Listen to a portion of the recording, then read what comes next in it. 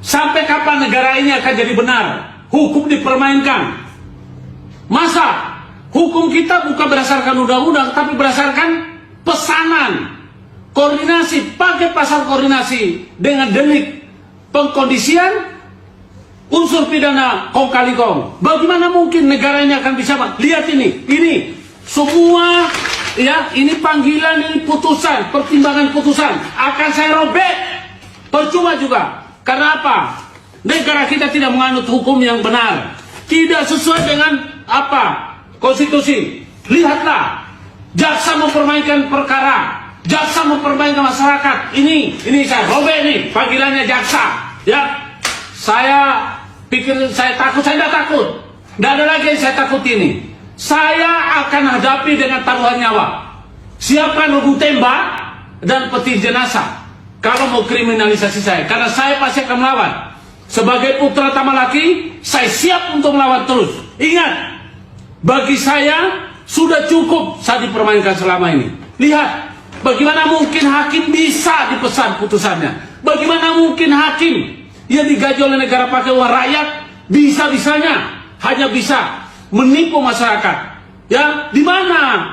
Bagaimana dengan pasal yang sudah diatur oleh Undang-Undang Kekuasaan Kehakiman? Tidak berdasarkan KUHP, tidak berdasarkan dengan KUHP pidana. Ya, selalu mereka hanya menggunakan kewenangan. Ingat, kewenangan itu diatur pada pasal 51 ayat 1 KUHP pidana. Yang tidak melakukan perintah jabatan yang sama ke pasal 51 ayat 2. Ini saya Guntur Laremba, aktivis penggiat hukum pejuang kebenaran. Dari mimbar Mahkamah Kebenaran saya siap bertanggung jawab. Ya, jaksa, harusnya jaksa agung itu membinasakan sesuatunya, binasakan jaksa-jaksa nakal. Ini negara hukum. Loh, negara hukum itu adalah negara ketika semua orang dianggap bajingan. Kan itu buruknya kan? Ngaco kan?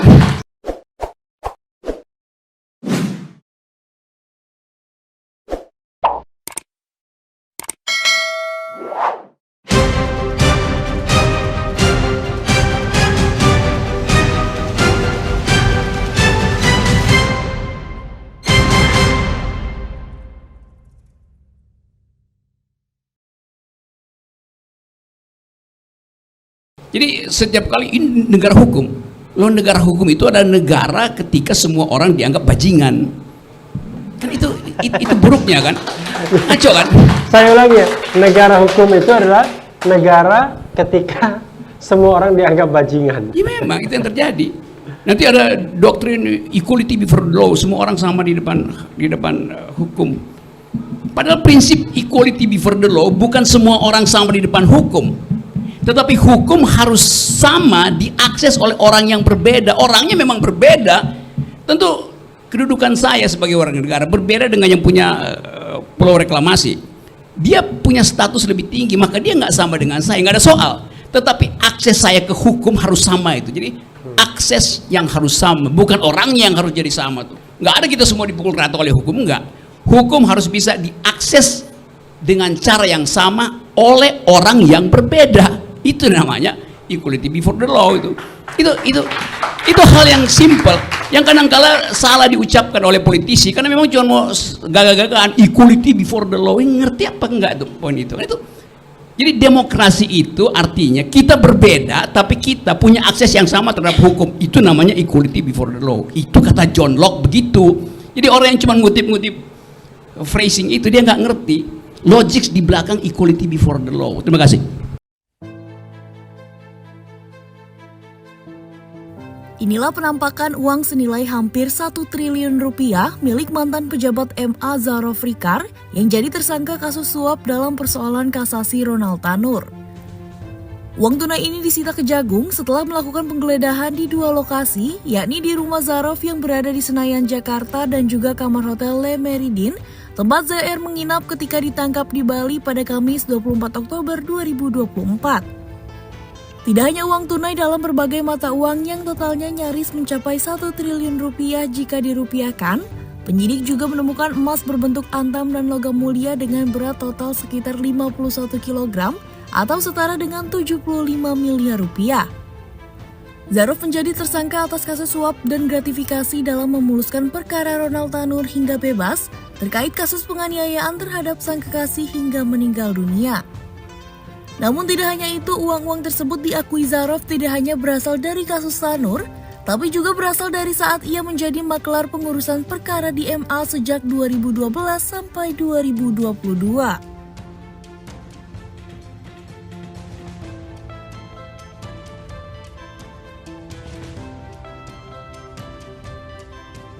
Inilah saatnya Prabowo Subianto, Presiden Prabowo ya, menunjukkan determinasinya dalam pemberantasan korupsi. Nggak bisa memberantas korupsi biasa-biasa aja. Dan saya yakin masyarakat akan mendukung kalau ada tindakan extraordinary. Keluarkan Perpu. Ya. Ini negara dalam keadaan darurat. Hanya pemain-pemain saja yang kemudian tidak suka MA ditorpedo. Nah, masalahnya adalah di kabinet-kabinet itu pemain semua. Tanya kepada mereka, pernah nggak mereka ngurus kasus atau jadi maklar kasus di Mahkamah Agung atau pengadilan lainnya?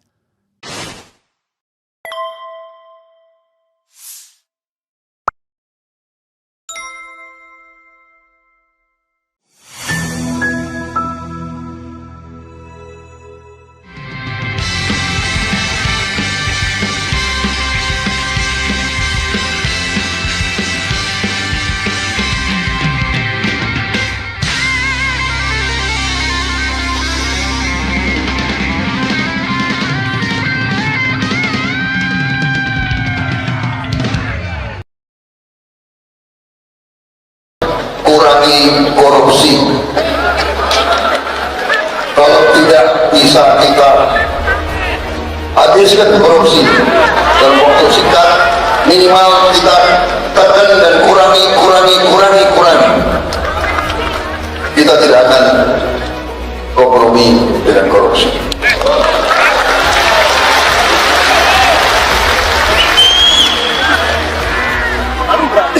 Mungkin saya akan cek kembali anggaran, saya akan sisihkan anggaran khusus untuk pemberantasan dan pengejaran koruptor ini.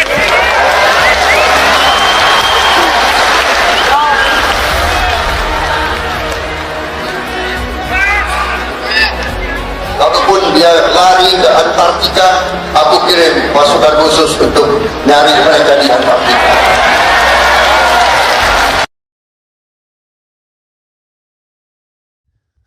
Assalamualaikum warahmatullahi wabarakatuh. Sobat RH sekalian, jumpa lagi kita di channel yang keren ini. Keren cadas. Ya, perlu pasukan khusus sampai ke Antartika ya. Tapi Pak Prabowo kelihatannya tidak perlu pakai pasukan khusus dan tidak perlu ke Antartika. Cukup Bapak keluarkan Perpu untuk mengatasi soal MA ini. Negara sudah dalam keadaan darurat, korupsi sudah berurat berakar, tapi tidak pernah diadres oleh pemerintahan Mulyono. Kalau Pak Prabowo mau mencetak sejarah, inilah saatnya.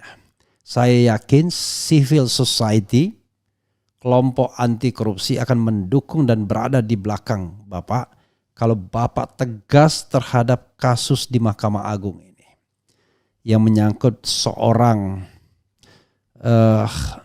pegawai MA yang bekerja dari periode 2012-2022. Selama 10 tahun setelah digerebek rumahnya ada 900-an miliar dan kemudian emas 51 kilogram. Hampir 1 triliun hanya dari penggerebekan saja. Belum lagi kalau kita menghitung aset lainnya, misalnya kendaraan bermotor, rumah dan lain sebagainya. Pertanyaannya seperti video sebelumnya, berapa perputaran suap Markus dari satu orang Markus ini? Kan luar biasa. Dan ini tidak ada Mahkamah Agung tidak ada sense of crisisnya. Jawabannya adalah santainya reaksi MA usai Markus Kakap Zarob Rikar tertangkap. Dia bukan bagian kami lagi. Luar biasa kan? Coba kita bacakan ya. Tribunnews.com Jakarta, Mahkamah Agung MA angkat bicara atas tertangkapnya mantan Kepala Badan Diklat Hukum dan Peradilan MA 2012 hingga 2022. Zarob Rikar yang berperan sebagai maklar kasus alias Markus dalam banyak perkara MA termasuk kasasi terbina kasus pembunuhan Ronald Tanur. Juru bicara MA Yanto, luar biasa, tidak bisa memberikan tanggapan terkait hal tersebut. Alasan dia, Zarob Rikar yang 10 tahun menjabat Kepala Badan Diklat Hukum dan Peradilan MA itu telah pensiun sekira 2 tahun lalu. Kalau minta tanggapan ya nggak ada tanggapan karena yang bersangkutan kan sudah pensiun 3 tahun yang lalu. Karena dia udah pensiun ya bukan lagi bagian dari lembaga. Gitu kata Yanto kepada wartawan. Luar biasa Yanto. Diberitakan Kejagung menangkap ex pejabat MA Zarob Rikar saat mengungkap kasus dugaan suap 3 hakim dan pengacara terkait penanganan kasus Ronald Tanur di MA. Lantas Zarob Rikar ditetapkan sebagai tersangka dan ditahan karena diduga melakukan pemufakatan jahat dengan pengacara Ronald, yaitu Lisa Rahmat, untuk memuluskan pengajuan kasasi kliennya di Mahkamah Agung. Setelah dilakukan pemeriksaan Jumat 25 Oktober 2024, jaksa penyidik pada Jampitsus menetapkan 2 tersangka karena ditemukan bukti permulaan yang cukup adanya tindak pidana korupsi. Yang pertama ZR, Zarob Rikar, Rikar selaku mantan pejabat tinggi Mahkamah Agung. Ucap Direktur Penyidikan pada Jampitsus Kejagung Abdul Qohar dalam jumpa pers ya. Mudah-mudahan Abdul Qohar ini juga istiqamah pakai Q ya. Qohar menjelaskan adapun pemufakatan jahat yang dimaksud yaitu antara Zarob dan Lisa mencoba menyuap hakim pada tingkat kasasi yang mengadili perkara Ronald dengan memberikan uang 5 miliar. Dari persekongkolan itu Lisa menjanjikan uang senilai 1 miliar kepada Zarob sebagai bentuk fee. LR meminta ZR agar ZR Lisa sajalah ya, meminta ZR Zarob agar ZR mengupayakan Hakim Agung tetap menyatakan Ronald Tanur tidak bersalah dalam keputusan kasasinya, ungkap Qohar. Dan LR menyampaikan kepada ZR akan menyiapkan uang dan dana sebesar 5 miliar untuk Hakim Agung dan untuk ZR akan diberikan fee sebesar 1 miliar atas jasanya lanjutnya. Qohar menyebutkan bahwa uang 5 miliar itu rencananya akan diberikan untuk 3 hakim agung yang menangani kasus Ronald Tanur, yaitu inisial S, A, dan S. Ya, terkait hal ini berdasarkan pengakuan Zarob, Qohar menyebutkan bahwa tersangka mengaku telah bertemu dengan salah seorang hakim MA. Oke. Ini hakim itu dipecat harusnya ya. Kemudian akan tetapi kata dia uang miliaran tersebut belum sempat diberikan kepada hakim tersebut. Belum menyerahkan uang, namanya saja pemufakatan jahat, tapi apakah betul ketemu atau tidak ini yang kami dalami jelasnya. Kemudian selain Zarob, Kejagung juga menetapkan Lisa sebagai tersangka dalam perkara pemufakatan suap ini.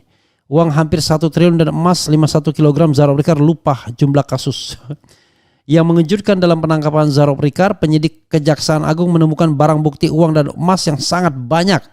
Dari perannya sebagai maklar kasus selama 10 tahun menjabat Kepala Badan Diklat Hukum dan Peradilan MA, pihak Kejagung untuk sementara baru menemukan, baru dalam tanda kutip ya, uang dengan total 920 miliar 912 juta 303.714 ya, atau 920,9 miliar atau hampir 1 triliun saat penggeledahan di rumahnya di Senayan Jakarta dan hotel di Bali. Selain itu pihak Kejagung juga menemukan emas antam sebanyak 51 kg ya. Saking banyaknya perkara yang pernah dibantu dimuluskan MA Zarob Rikar sampai lupa jumlahnya. Dari mana uangnya? Dari pengurusan perkara, sebagian besar pengurusan perkara. Itu jawaban yang bersangkutan, kata Direktur Penyidikan Jampitsus Kejagung Abdul Qohar. Akan tetapi ketika ditanya penyidik berapa orang yang mengurus perkara, Qohar menyebutkan bahwa Zarob mengaku lupa. Nggak mungkin lah lupa ya. Yang jelas adalah kalau mau dilanjutkan ini sesuatu yang luar biasa sesungguhnya ya. Kita apresiasi Jaksa Agung ya mengungkap kasus ini asal tidak gone with the wind, dan nggak bisa biasa-biasa saja ya. Inilah saatnya Prabowo Subianto, Presiden Prabowo ya, menunjukkan determinasinya dalam pemberantasan korupsi. Nggak bisa memberantas korupsi biasa-biasa aja. Dan saya yakin masyarakat akan mendukung kalau ada tindakan extraordinary, keluarkan perpu. Ya. Ini negara dalam keadaan darurat. Hanya pemain-pemain saja yang kemudian tidak suka MA ditorpedo. Nah, masalahnya adalah di kabinet-kabinet itu pemain semua. Tanya kepada mereka, pernah nggak mereka ngurus kasus atau jadi maklar kasus di Mahkamah Agung atau pengadilan lainnya? Tanya kepada pengacara yang masuk di kabinet tersebut, pernah jadi Markus tidak?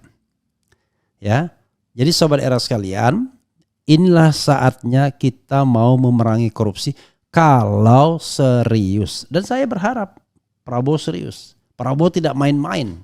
Sebagai patriot, saya yakin Prabowo tidak main-main. Kan begitu. Untuk hal yang baik saya dukung, yaitu memberantas korupsi. Dan tidak perlu ke Antartika, cukup keluarkan perpu untuk mengevaluasi lagi hakim-hakim agung. Kalau biasa-biasa aja, kapan kita bisa membersihkan Mahkamah Agung dari gurita korupsi itu, sobat era sekalian? Nanti kita berharap Zarob diproses sampai Mahkamah Agung, dia juga yang menyidangkan. Itu namanya jeruk makan jeruk. Jeruk makan jeruk.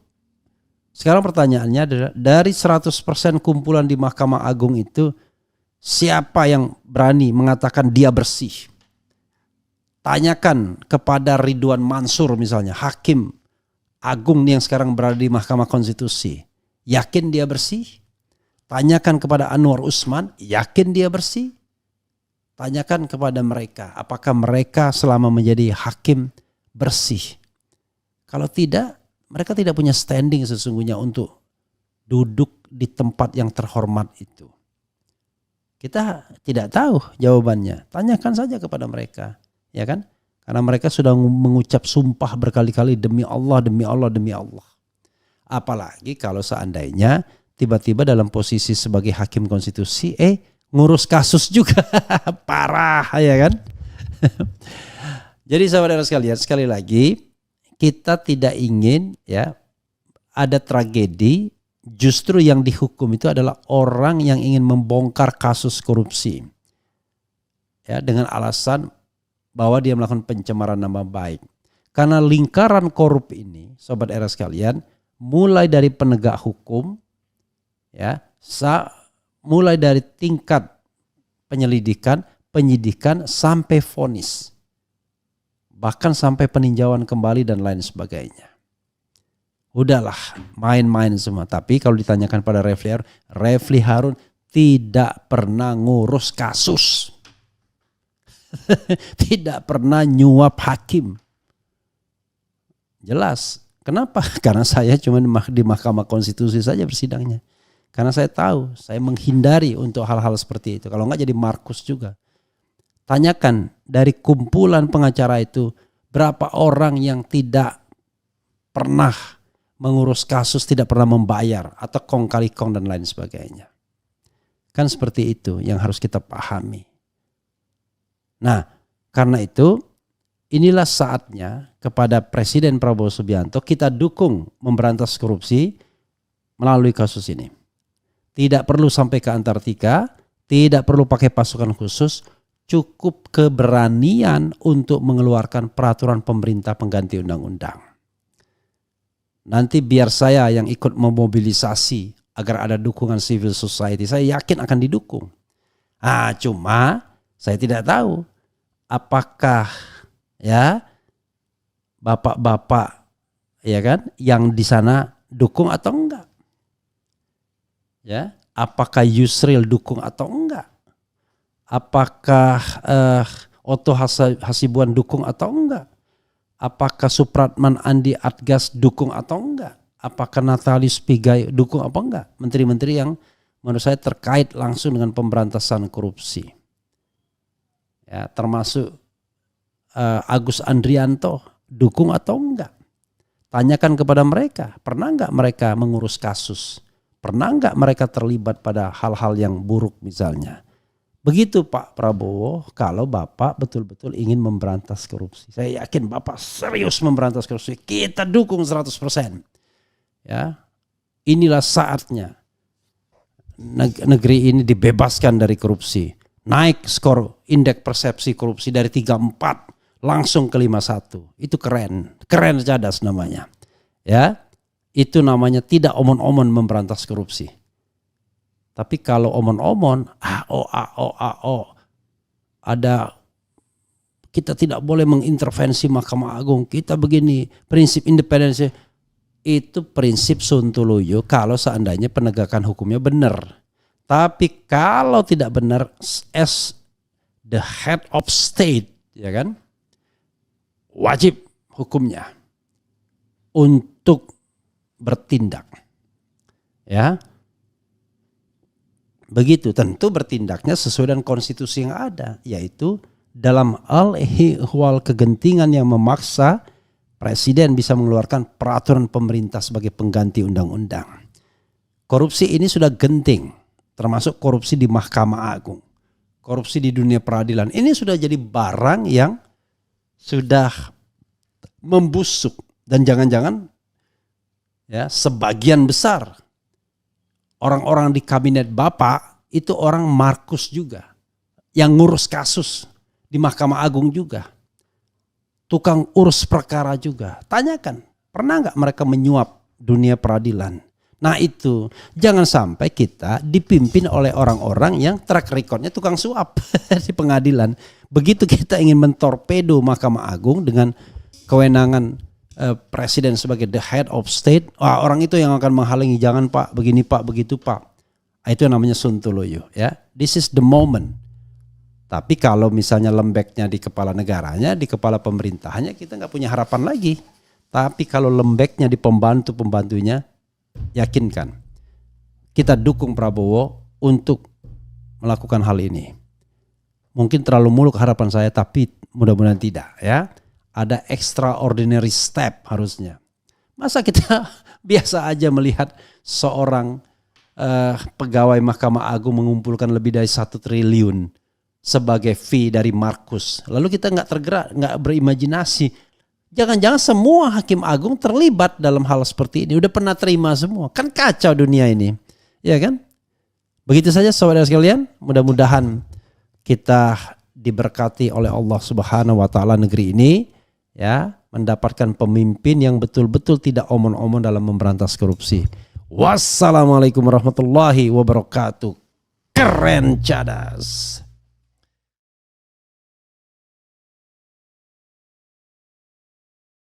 Kapan?